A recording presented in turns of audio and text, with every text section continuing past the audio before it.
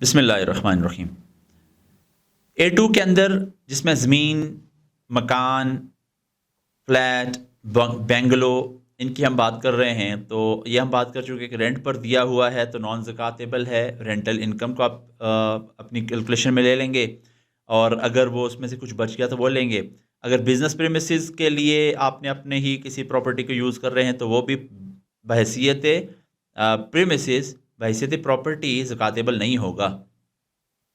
अब ज़कात क्या होगी रेंटल इनकम वाले के ऊपर? इसके लिए ये है कि आपने जब एक प्रॉपर्टी रेंट पे दी हुई है तो उससे रेंटल इनकम आती है, वो कैश की सूरत में होती है। उस कैश को आप इस्तेमाल करते हैं, अगर उसमें से कोई चीज़ बच जाए आपके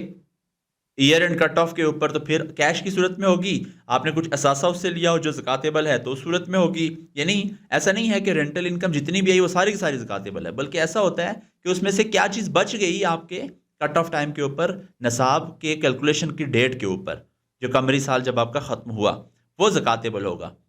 मिसाल के तौर पे यहाँ लिखा हुआ है कि अगर आपने रेंट रिसीव किया 6 लाख रुपए,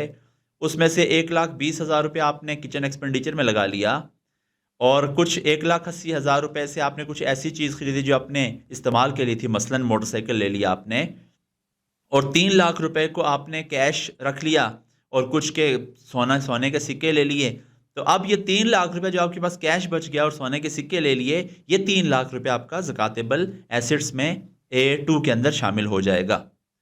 अब हम आ जाते हैं कि वो फ्लैट, बेंगलो या प्लॉट जो आपने सेल की नीयत से ख़रीदा हुआ है, इसमें दो मुख्तलिफ बातें हैं, कंस्ट्रक्टेड प्रॉपर्टी और नॉन कंस्ट्रक्टेड प्रॉपर्टी, या वो प्रॉपर्टी जो प्रॉपर्टी है ही नहीं, लैंड है खाली, यानी इस पर कंस्ट्रक्शन नहीं हुई।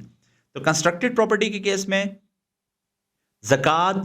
किस अमाउंट पर लगेगी? क्या होता है कि आपने कुछ एडवांस दिया, कुछ डाउन पेमेंट दी, कुछ इंस्टॉलमेंट्स दी हुई हैं, कोई फ्लैट है उसके लिए, और अभी आपके पास नहीं आया, बंगला आपकी ओनरशिप में नहीं आया, यूज़ भी आप नहीं कर रहे, तो किस पर ज़कात लगेगी? क्या मार्केट वैल्यू पर लगेगी उस बेंगलो के या उस फ्लैट के, या आपने जो एडवांस दिया हुआ है, डाउन पेमेंट दी हुई है, उस पर लगेगी? तो इसका जवाब ये है कि कंस्ट्रक्टेड प्रॉपर्टी के केस में अगर आपने एडवांस दिया हुआ है, कुछ इंस्टॉलमेंट्स भी दी हैं, तो ज़कात ना एडवांस पे लगेगी, ना इंस्टॉलमेंट्स पे लगेगी, ना उस प्रॉपर्टी की वैल्यू के ऊपर लगेगी। अगर आपने डाउन पेमेंट दी और इंस्टॉलमेंट्स भी पूरी हो गई हैं लेकिन लीज आपके नाम पे ट्रांसफर नहीं हुई, डॉक्यूमेंट्स में वो आपके नाम पर नहीं आया, फिर भी किसी भी अमाउंट के ऊपर ज़कात नहीं लगेगी। A3 अगर आप देखें, अगर आपने एडवांस दिया हुआ है, डाउन पेमेंट दे दी, इंस्टॉलमेंट्स कंप्लीट हो गई, लीज भी ट्रांसफर हो गई, लेकिन पोजेशन नहीं मिला आपको, उस वक्त भी ज़कात अप्लीकेबल किसी भी चीज़ पर नहीं होगी। अब आखिरी केस, आपने अमाउंट सारी दे दी, आपको लीज ट्रांसफर हो गई, आपको पोजेशन भी मिल गई, हैंडिंग ओवर भी हो गई, अब उस फ्लैट की, उस बेंगलो की मार्केट वैल्यू के ऊपर आपने ज़कात अदा करनी होगी, उसकी मार्केट वैल्यू को आपने A2 के अंदर शामिल करना होगा। अगर हम आ जाएं प्लॉट के ऊपर, तो कंस्ट्रक्टेड प्रॉपर्टी और खाली प्लॉट, इनमें एक फ़र्क है, और वो ये है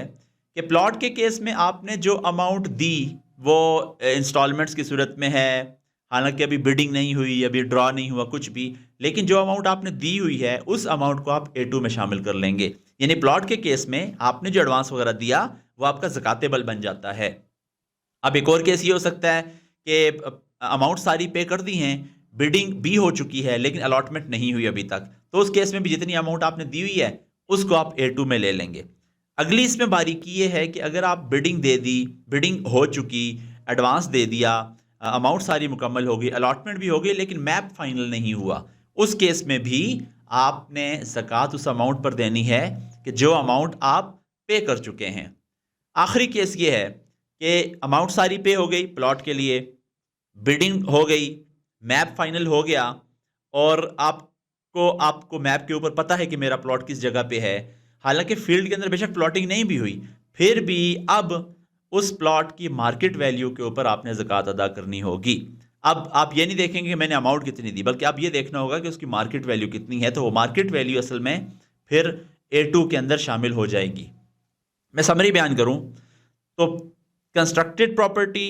और आम ज़मीन या प्लॉट, इसमें एक फ़र्क है, कंस्ट्रक्टेड प्रॉपर्टी में जब तक सारी अमाउंट ना दे दी हो, लीज ट्रांसफ़र ना हो गई हो, जब तक पोजेशन ना मिल गई हो, उस वक्त तक उसमें ज़कात नहीं होती किसी भी अमाउंट के ऊपर। जब ये सारी चीज़ें हो जाती हैं तो उसकी मार्केट वैल्यू के ऊपर ज़कात होगी, उसको आपने A2 में लेना होगा। प्लॉट के केस में जब तक आपके पास अमाउंट सारी पे ना हो जाए, उसकी बिडिंग ना हो चुकी हो, प्लॉटिंग अलॉटमेंट ना हो चुकी हो और मैप के ऊपर आपको प्लॉट बता भी ना दिया जाए, उस वक्त तक जितनी अमाउंट दी होगी उसको ज़कातेबल एसेट समझा जाएगा, A2 में लेना होगा। जब ये सारा कुछ जो मैंने बोला प्लॉट के केस में हो जाए तो फिर प्लॉट की मार्केट वैल्यू को आप अपने ज़कातेबल एसेट्स में A2 के अंदर शामिल कर लेंगे। कुछ सवालात हैं इसी ज़िमन में कि जैद किराए के घर में रहता है, ये 2 ज़मीन के टुकड़े इस नीयत से ख़रीदता है कि कुछ अरसे बाद इन्हें फ़रोख्त करके जो पैसे आएँ इनसे अपने रहने के लिए मकान ख़रीदेगा, क्या इन 2 ज़मीनों की ज़कात अदा करना होगी? अब देखिए, पहली नीयत है कि वो प्लॉट हैं फ़रोख्त करेगा, तो सेल नीयत है, इसलिए इस डेट तक जब तक उसकी सेल नीयत बरकरार है, सेल की नीयत है, उस वक्त तक ये ज़कातेबल एसेट्स बन जाएंगे। हाँ, जब पैसे आ जाएं फिर उससे जो मर्जी करे, लेकिन पहली नीयत पर यहाँ इस केस में ज़कात लग जाएगी। दूसरा सवाल एक हमने बनाया कि उमर अपने घर का मालिक है और इसमें रहता है और इसके 3 नाबालिग बेटे हैं, वो तीनों बेटों के लिए एक एक ज़मीन खरीदता है ताकि जब वो बड़े हो जाएं, बालिग हो जाएं तो इन्हें तोहफे में दे दे। क्या इन ज़मीनों पर हर साल ज़कात अदा करना होगी जब तक के तीनों बच्चे बालिग हो जाएं? अब देखिए, इसमें उमर ने जब जो जो ज़मीन है वो ख़रीदी है तो ये चाहता है कि बच्चे बड़े तो इनको तोहफ़ा दे दूँ। अब उमर के लिए बेचने की नीयत ये नहीं है, अब वो उनको तोहफ़ा देगा और बच्चे बड़े होकर उसके साथ जो मर्ज़ी करें, लेकिन अभी तक बेचने की नीयत नहीं है, इसलिए इन्हीं ये ज़मीन का टुकड़ा जो है इस पर ज़कात नहीं होगी, क्योंकि गुमगू है, कशमकश है, या उसने बेचने की नीयत फाइनली नहीं की हुई। और इस तरह ये हमारे तकरीबन जो लैंड और प्लॉट और बेंगलो और फ्लैट कंस्ट्रक्टेड प्रॉपर्टी, इसकी ज़कातेबिलिटी को A2 के अंदर हमने तकरीबन कवर कर लिया है।